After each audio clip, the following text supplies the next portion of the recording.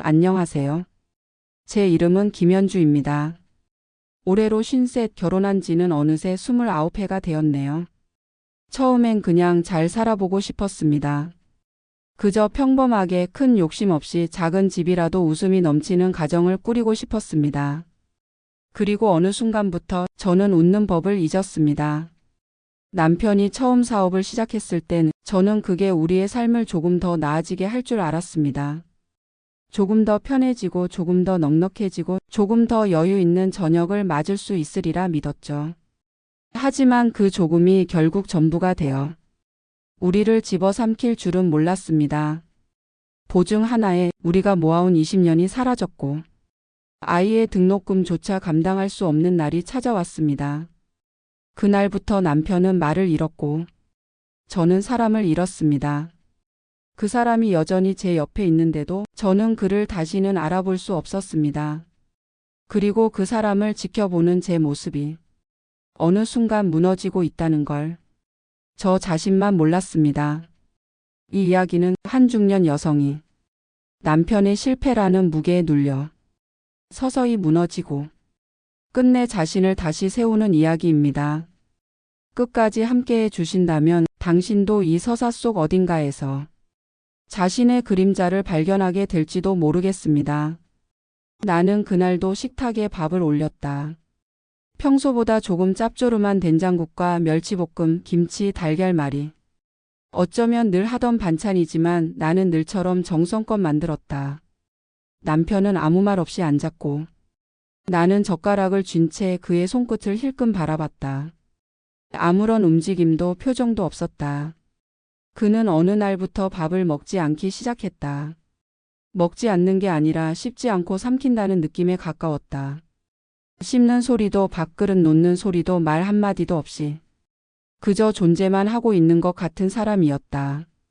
처음엔 일이 잘 안 풀려서 그런 줄 알았다. 그도 사람이니까 일이 뜻대로 안 되면 무거워질 수 있다고 생각했다. 나는 애써 이해하려 했다. 괜찮냐고 묻는 말은 꺼내지도 못했다.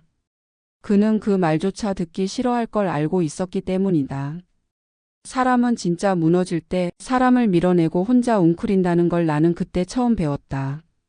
남편은 친구의 보증을 섰다. 나에게는 아무 말도 없이 잘 될 거야. 큰 돈도 아니야.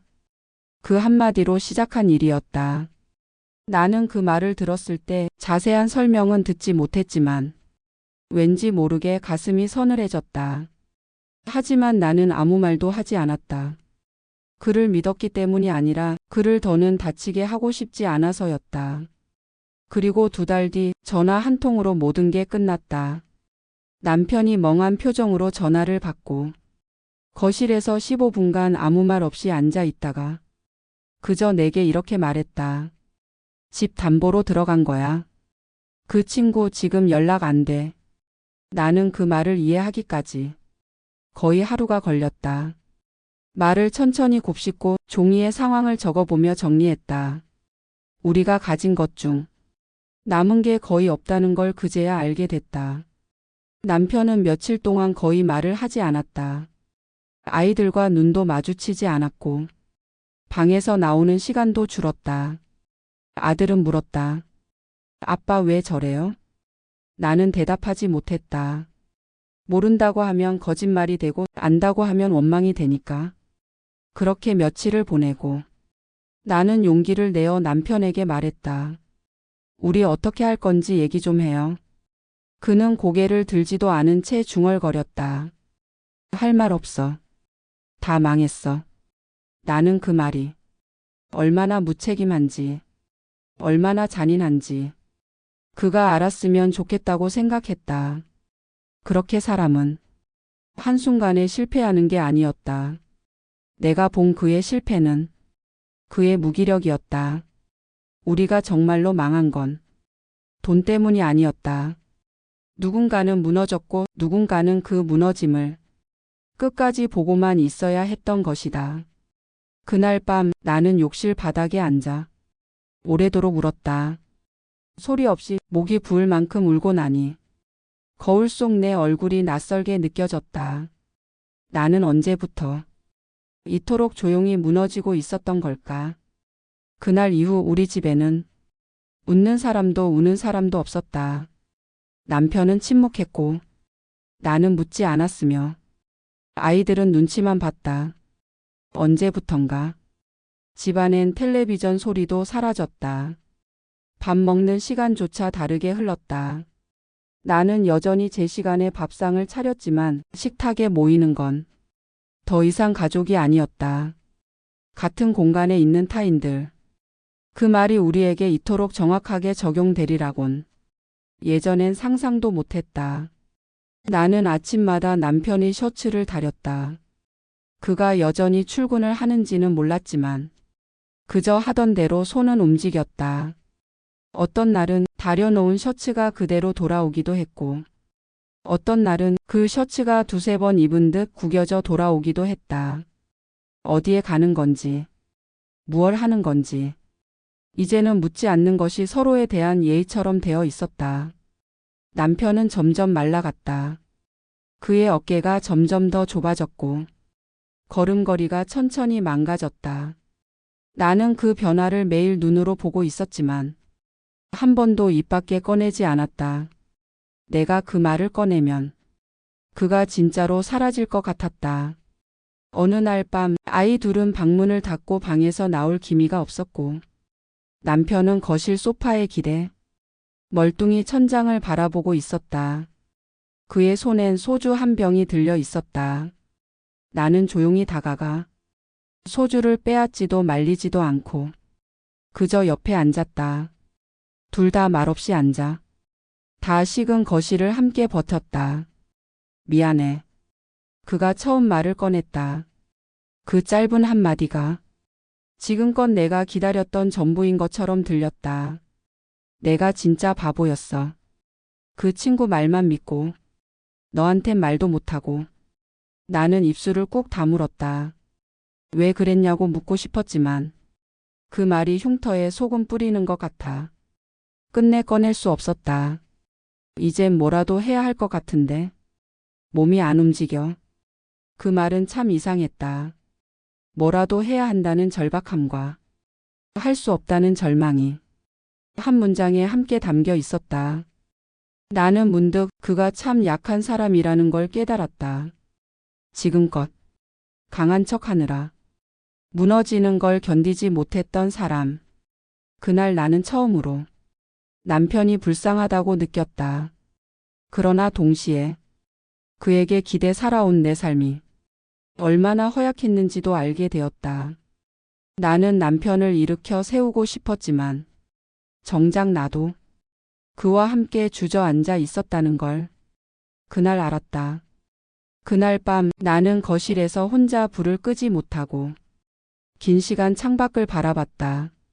멀리서 개 짖는 소리만 들려왔고 나는 속으로 되뇌었다.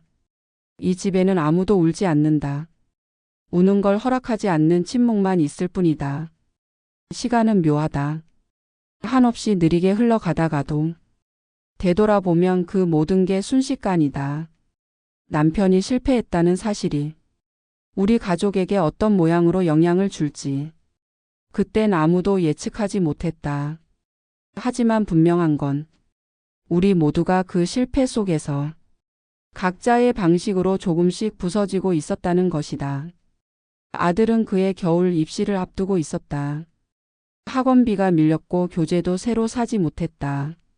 아이의 표정은 점점 더 얇아진 옷처럼 무기력하게 발해갔다. 나는 그 무표정이 이 집의 또 다른 얼굴 같아. 차마 눈을 마주치지 못했다. 딸은 우리에게 아무것도 묻지 않았다. 오히려 반대로 자신의 존재를 감추기라도 하듯 조용히 방과 후 아르바이트를 시작했다. 나는 묻지 않았다. 무엇을 하고 얼마나 버는지. 그 아이도 말하지 않았다. 그렇게 우리는 서로에게 불편한 질문을 하지 않으며 서서히 가족이라는 말에서 멀어지고 있었다. 하루는 딸의 가방에서 편의점 유니폼을 발견했다. 나는 아무 말 없이 그것을 접어 다시 넣고 문을 닫았다.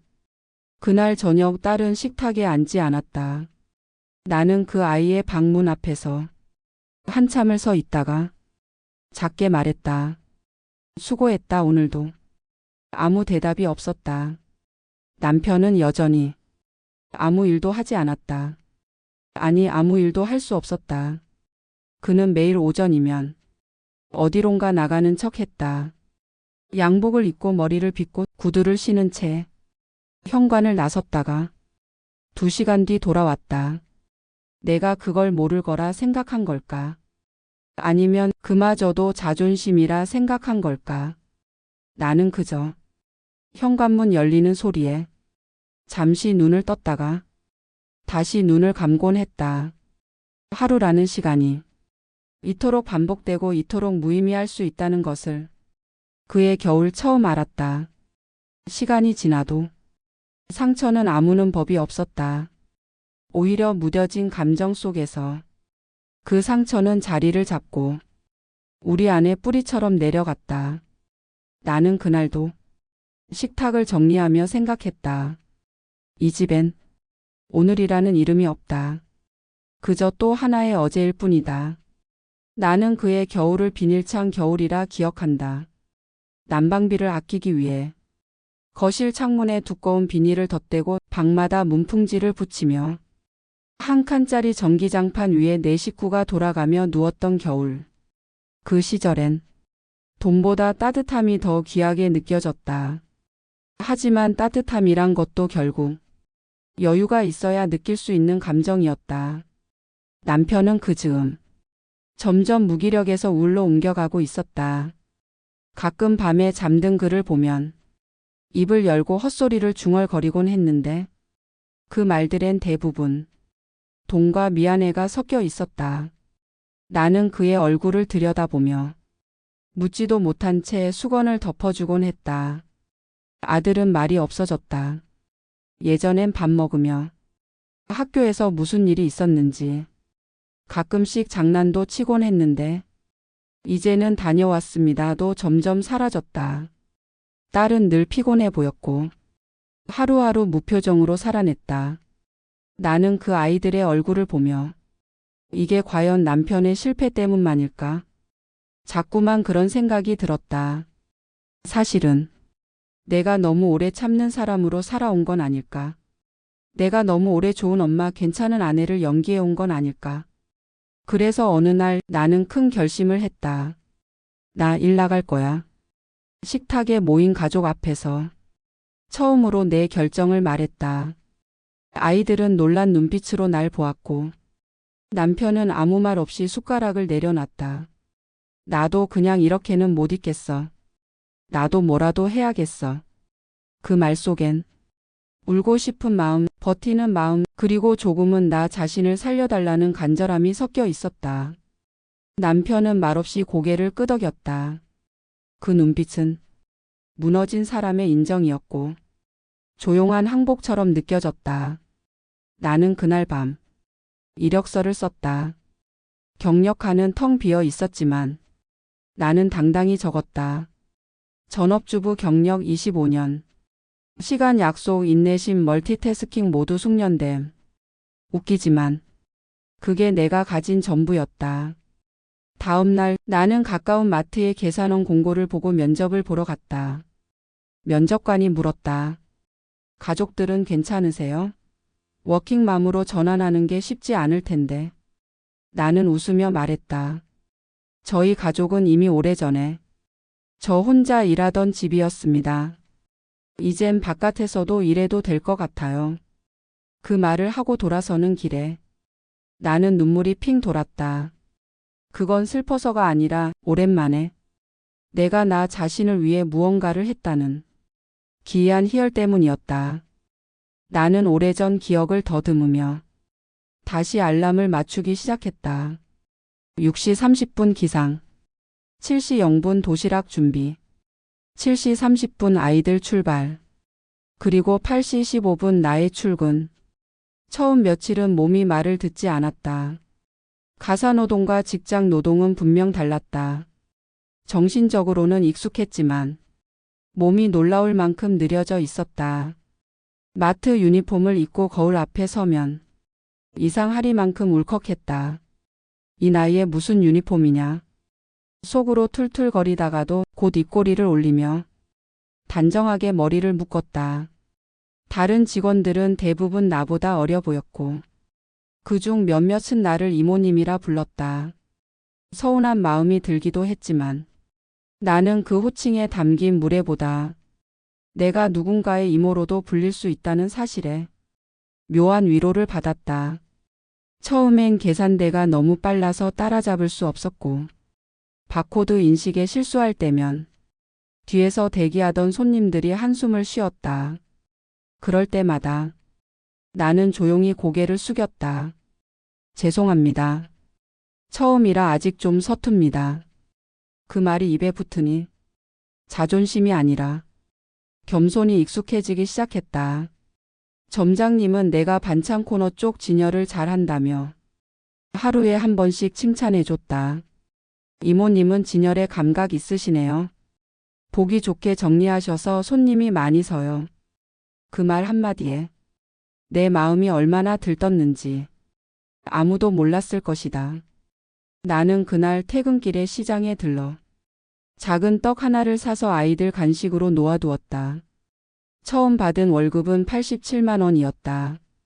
작지만 그 돈이 내 손으로 번 것이라 생각하니 전엔 느껴보지 못했던 자존감이 생겼다. 그날 밤 남편에게 그 돈을 내밀었다. 이걸로 아이 학원비부터 좀 해결해요. 그는 말없이 나를 바라보다가 조심스럽게 고개를 저었다. 그건 내 거야. 짧은 말이었지만 그 안에는 미안함도 존중도 자책도 섞여 있었다. 나는 고개를 끄덕이며 말했다. 그렇다면 이건 우리가 다시 시작하는 첫 월급이라고 생각해요. 그 말에 남편은 처음으로 조금 웃었다. 나는 그 미소가 가짜든 진짜든 상관없었다. 적어도 그 순간 우리는 아주 오랜만에 서로를 향해 고개를 들었으니까. 마트 일에 조금씩 익숙해질 무렵 나는 예전보다 말이 많아졌다. 단골 손님들과 짧은 인사를 나누고 점심시간엔 직원들과 김밥을 나눠 먹고 혼자였던 시간보다 웃는 횟수가 늘었다. 하지만 집으로 돌아오면 그 웃음은 다시 사라졌다. 남편은 여전히 무직이었고 아들은 등록금 걱정에 입을 다물었고 딸은 더 깊은 무표정으로 퇴근한 나를 맞았다. 어느 날 딸이 내게 물었다. 엄마, 우리 이러고 언제까지 살 거예요? 그 말은 불평도 비난도 아니었다. 그저 한 아이가 버티기엔 너무 버거운 현실을 그대로 말로 옮긴 것뿐이었다. 나는 대답하지 못했다. 그 물음은 나 자신에게도 차마 묻지 못했던 말이었으니까. 그냥 좀만 더 버티자. 우리 조금씩 좋아지고 있어. 그 말은 내가 믿고 싶은 희망이었고 아이에게 건네는 마지막 끈이었다. 그날 밤 남편과 나란히 앉은 자리에서 나는 처음으로 그에게 말했다. 여보, 당신이 무너진 거 나도 같이 느꼈어요. 그런데 이제 우리 조금은 말해도 되지 않을까 싶어요. 그는 조용히 고개를 들었다. 눈빛엔 약간의 놀라움과 한참을 억눌러 온 고백의 기운이 있었다. 난 정말 내가 우리를 다 망쳤다고 생각했어. 그래서 말 못했어. 무슨 말을 해도 다 변명 같아서. 나는 그의 손등을 조심스럽게 잡았다. 변명이라도 좋으니까 말은 해줘야 우리가 같이 버틸 수 있어요. 당신 혼자 무너지는 거 내가 못 본 척하는 것도 이젠 너무 아파. 그는 오래도록 아무 말도 하지 않다가 입을 열었다. 무서워. 당신까지 떠날까봐. 그 말에 나는 눈물이 핑 돌았다. 그래서였구나. 이토록 꽉 닫힌 사람의 마음속엔 그단 한 가지 두려움이 무너진 기둥처럼 남아 있었구나. 난 안 떠나요. 이미 당신과 같이 바닥을 밟고 있으니까. 나는 그렇게 말하고 그의 손을 꼭 쥐었다. 그날 밤 우리는 아주 오랜만에 서로를 바라보며 눈을 감았다. 말하지 못했던 말들 위로 작은 용서가 내려앉는 밤이었다. 남편과의 짧은 화해 이후 집안의 공기는 조금씩 달라졌다. 전처럼 싸늘하진 않았지만 그렇다고 따뜻해진 것도 아니었다. 정확히 말하자면 우리는 서로에게 조금 더 존재를 인정하기 시작한 상태였다. 그것만으로도 작은 기적처럼 느껴졌다. 하지만 가장 중요한 사람들이 아직 남아 있었다. 아이들이었다. 딸은 여전히 말을 아꼈다. 학교에 다녀와도 다녀왔어요 한마디. 기계처럼 내뱉고는 곧장 방으로 들어갔다. 아들은 입시를 앞두고 표정이 거의 사라졌다.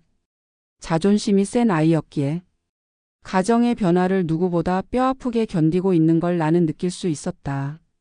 나는 저녁마다 아이들과 함께 앉고 싶었다. 아무 말 안 해도 괜찮으니 그저 한 공간에 앉아 숨 쉬고 싶었다. 그래서 어느 날 저녁상을 차리며 작은 쪽지를 써서 두 아이 책상 위에 올려두었다. 오늘은 꼭 같이 밥 먹자. 엄마가 미안하고 엄마가 보고 싶어서 그래. 그날 저녁 식탁에 넷이 마주 앉았다. 오랜만에 가족이란 단어가 조금 어울리는 풍경이었다. 밥을 먹는 동안 처음엔 누구도 말을 하지 않았다. 숟가락 부딪히는 소리만 가득했고 나는 조용히 국을 한 번 더 푸며 아이들 얼굴을 살폈다. 그러다 딸이 말했다. 엄마 나 알바 그만둘까 해요. 학교랑 병행이 너무 힘들어요. 나는 잠시 멈칫했지만 고개를 끄덕이며 말했다. 그래 그만둬도 돼. 이제 조금 여유 생겼으니까. 그 옆에서 아들이 말했다. 근데 우리 아직 대출 있잖아요. 그 말은 어린 마음에 감당하지 못한 현실의 무게였다. 나는 아이를 바라보며 조용히 말했다. 그건 엄마 아빠가 감당할 몫이야. 넌 내 삶을 잘 버텨주기만 해도 이미 잘하고 있는 거야. 아이의 눈이 잠시 흔들렸고 곧 시선을 돌렸다. 그날의 식사는 어쩌면 짧은 가족 회의였고 어쩌면 오랜만의 진심이었다. 밥을 먹고 난 뒤 딸이 식기를 가져다 설거지했고 아들은 아빠에게 조심스럽게 물었다. 아빠는 요즘 뭐 하세요? 그 말은 책망도 궁금증도 아닌 그저 연결을 시도하는 손짓 같았다. 남편은 조금 당황한 듯 했지만 곧 천천히 대답했다. 요즘은 너희 엄마 일하는 거 따라가고 있어. 나도 뭔가 다시 시작해야 할 것 같아서. 아들은 고개를 끄덕이며 말했다. 아빠가 다시 뭔가 시작하면 우리도 좀 편해질 것 같아요. 그 말은 조용한 응원이었고 조심스러운 바람이었다. 그날 밤 나는 이불을 덮으며 속으로 말했다. 이 집에 다시 작은 숨소리들이 돌아오고 있다. 가족이 다시 밥을 함께 먹기 시작하고 서로 눈을 마주치는 일이 늘어나자 나는 매일 아침이 조금은 덜 고통스럽게 느껴졌다. 하지만 그건 시작에 불과했다. 진짜 변화는 조용히 아주 작은 곳에서부터 시작됐다. 남편은 어느 날부터 내가 출근할 때 함께 일어나기 시작했다. 당신 뭐해? 내가 묻자 그는 어색하게 웃으며 말했다. 나도 다시 뭔가 해보려고. 집에만 있는 건 진짜 병 되는 것 같아. 그는 동네 도서관에 가서 컴퓨터로 구직 사이트를 보고 이력서를 쓰기 시작했다. 내가 그 모습을 보며 속으로 몇 번이나 중얼거렸다. 저 사람 아직 안 죽었구나. 아들이 집에서 공부하는 시간이 늘었고 딸은 알바를 줄인 대신 자주 거실에 나와 앉아 있었다. 가끔은 같이 예능을 보고 가끔은 딸과 나란히 앉아 손톱을 다듬기도 했다. 엄마는 힘들지 않아? 계산원 일 서 있는 거 진짜 힘들던데. 딸이 그렇게 묻던 날 나는 잠깐 말이 막혔다가 천천히 고개를 끄덕이며 말했다. 힘들지. 근데 살아있다는 느낌은 나. 그 말에 딸은 눈을 동그랗게 떴다. 살아있다는 느낌? 응. 집에 있을 땐 그냥 투명해지는 기분이었거든. 이젠 내가 누군가에게 필요한 사람이라는 게 느껴져. 딸은 말없이 고개를 끄덕였고 그날 밤엔 설거지를 자청해 했다. 남편은 면접을 2군데 다녀왔다. 첫 번째는 떨어졌고 두 번째도 결과를 기다리는 중이었지만 그의 어깨는 조금 펴져 있었다. 나는 그가 점점 남편이라는 이름보다 한 사람으로 보이기 시작했다. 예전엔 남편이 실패하면 아내인 나도 실패자처럼 느껴졌지만 이젠 아니었다. 그 사람이 실패했더라도 나는 여전히 내 삶을 살아내고 있었으니까. 그날 저녁 남편이 내게 말했다. 현주야, 고맙다. 진짜 버텨줘서, 나 대신 살아줘서. 나는 웃으며 대답했다. 이제는 같이 살아. 당신만 죽은 사람처럼 잊지 말고. 그날 밤 우리는 오랜만에 같은 이불 속에서 잠을 잤다. 등을 맞댄 채 말없이 숨을 쉬며 나는 속으로 이렇게 말했다. 우리는 다시 걷기 시작했다. 같은 방향으로는 아직 모르겠지만 적어도 같은 길 위에 서 있기 시작했다. 겨울이 지나고 봄이 찾아왔을 무렵 우리 집에도 조금씩 볕이 들기 시작했다. 남편은 작은 물류회사의 계약직으로 취업했다. 급여는 많지 않았지만 그가 아침에 옷을 갈아입고 출근 준비를 하는 모습은 아이들에게도 안정감을 주었다. 나는 여전히 마트에서 일했고 그 일상이 이제는 내 삶의 일부처럼 자연스러워졌다. 그러던 어느 날 저녁 아들이 내게 조심스럽게 다가왔다. 엄마, 나 등록금 말인데. 나는 아들의 말을 막으며 말했다. 다 준비했어. 조금 부족한 건 대출도 가능하고 엄마가 다 알아봤어.